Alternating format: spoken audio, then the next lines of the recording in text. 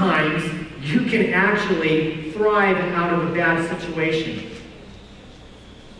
There is a company called Odwalla. They're a juice maker. Have you heard of Odwalla? I don't know if they sell Odwalla down here. They were based out of Seattle.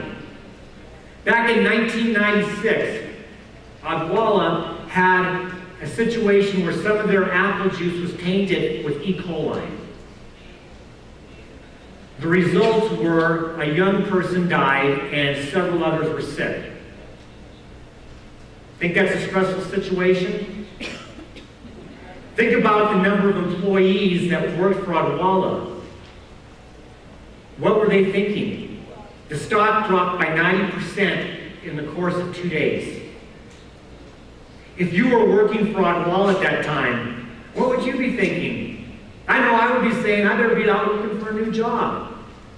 Oh, and by the way, I've got to put my current employer as Odwalla, and it's all over the news, all over the country, about what happened. Well, the CEO stepped up immediately and acknowledged the problem and said, this is our fault, we're going to fix it. And we're not firing anybody. We're going to keep our entire staff, and I'm going to communicate with you as my employees every single day. And I'm going to let you know what's happening every single day. How do you think the employees now felt from a stress level? He also sent out all the salespeople to all of the grocery stores and said, I'm going to explain to you, we're not going to try to sell you anything, but I'm going to tell you what's going on. He was a leader in that. Here's the bounce back. A year later, they were named the Corporation of the Year in the Bay Area.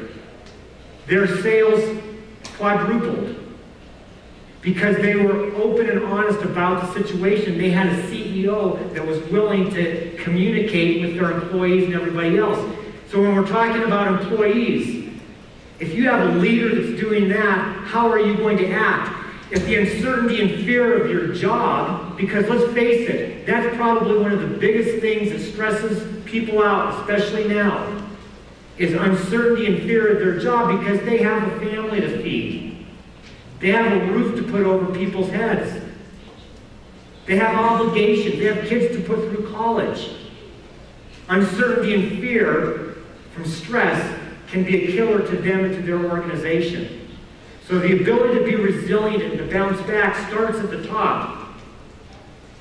And it's through training and teaching your employees what it means to be resilient and to bounce back is where it's important.